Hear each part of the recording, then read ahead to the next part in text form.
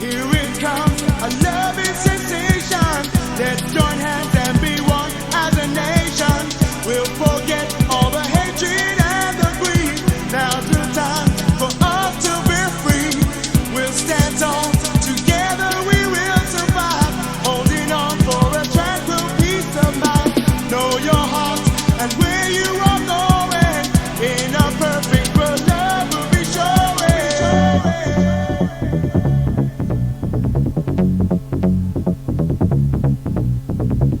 Are you ready? Are you ready? Are you ready? Let's go. Are you ready? Are you ready? Are you ready? Let's go. Are you ready? Are you ready? Are you ready? Let's go.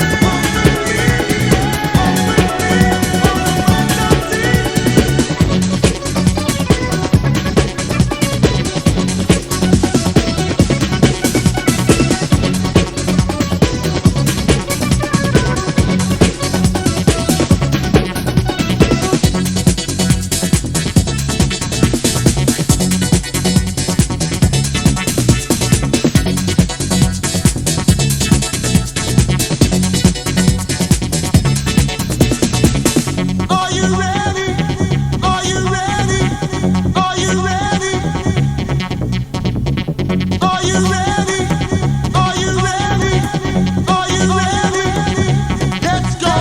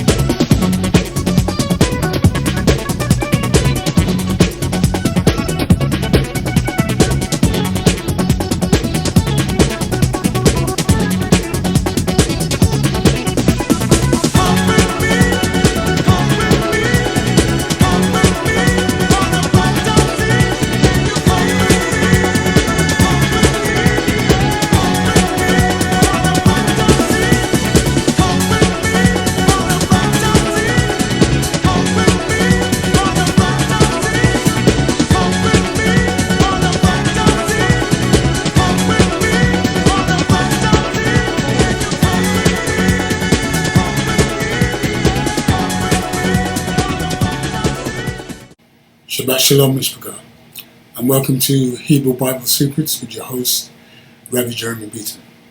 We are reading today from the book of Acts, starting at chapter 11.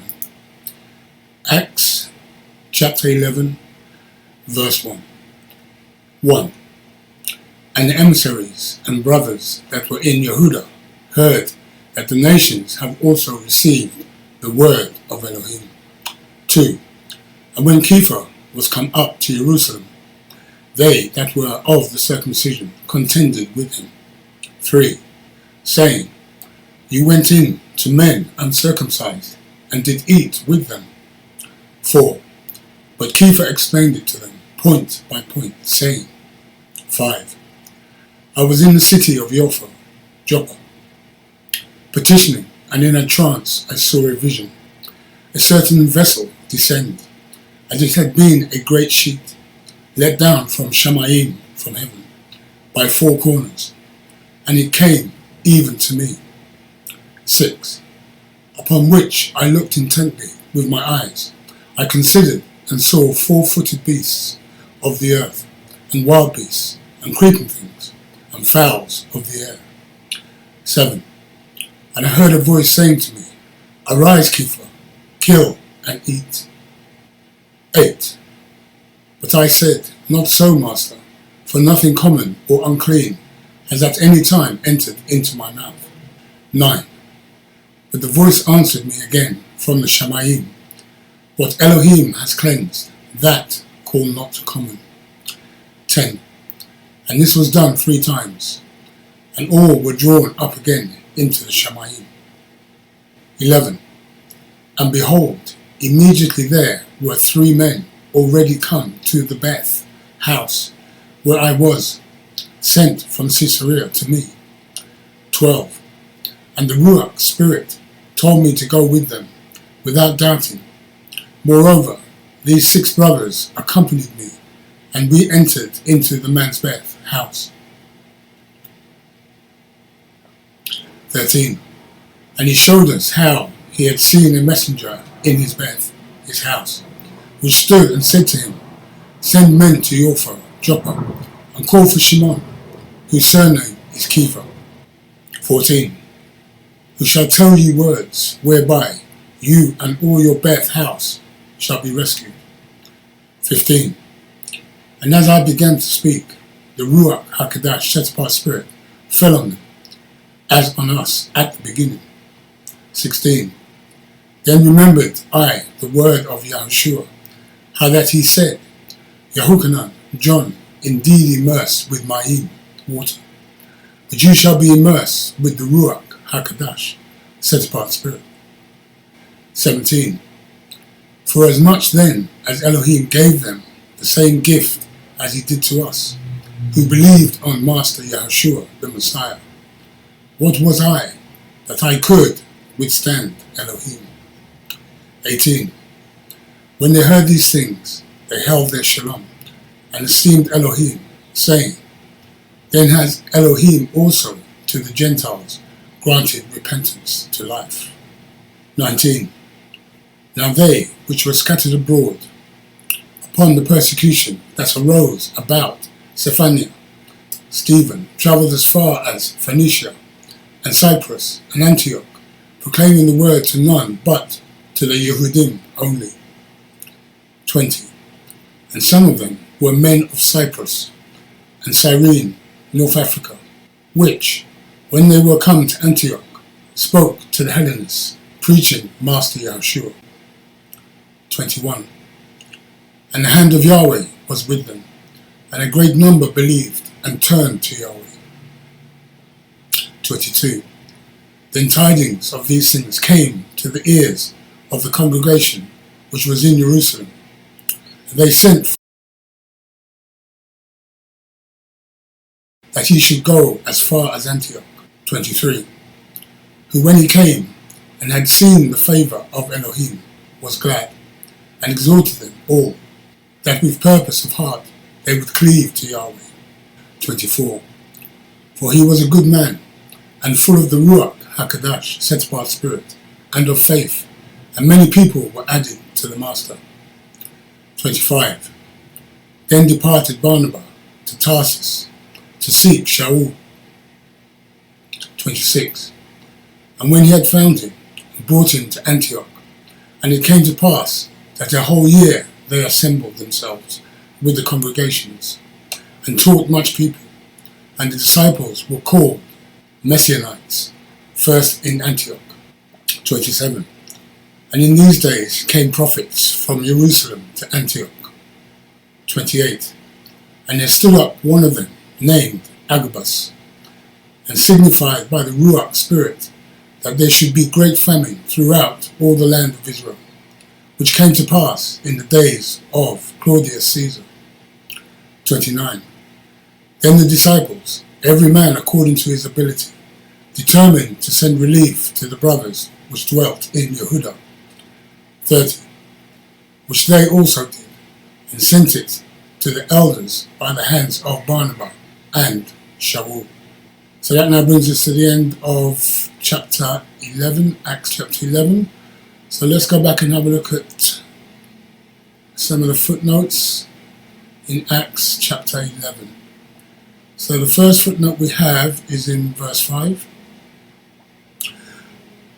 And I was in the city of Joppa, petitioning, and in a trance I saw a vision, a certain vessel descend, as it had been a great sheet, let down from the Shamayim, or from Shamayim, by four corners, and it came even to me. So let's have a look at this, even to me. So we have here, the four corners show the dispersion of the 10 tribes, and all the animals in the vision were what the house of Israel, 10 tribes, had become, and were now ready to return slowly and be restored back to their rightful place as part of the Commonwealth of Israel. Okay? So the four corners show the dispersion of the 10 tribes, and all the animals in the vision were what the house of Israel, 10 tribes, had become, and were now ready to return slowly and be restored back to their rightful place as part of the Commonwealth of Israel. Okay, so let's go to the next footnote, which is in verse 19. Now they, which were scattered abroad upon the persecution that arose about Stephen, travelled as far as Phoenicia and Cyprus and Antioch, proclaiming the word to none but to the Yehudim only. So let's have a look at this, the Yehudim only. So the Hebrew people were already saved by keeping and obeying Torah, as that was the way into the kingdom. Okay, so the Hebrew people were already saved by keeping and obeying Torah, as that was the way into the kingdom. Okay, so let's go to the next footnote, which is in verse 23.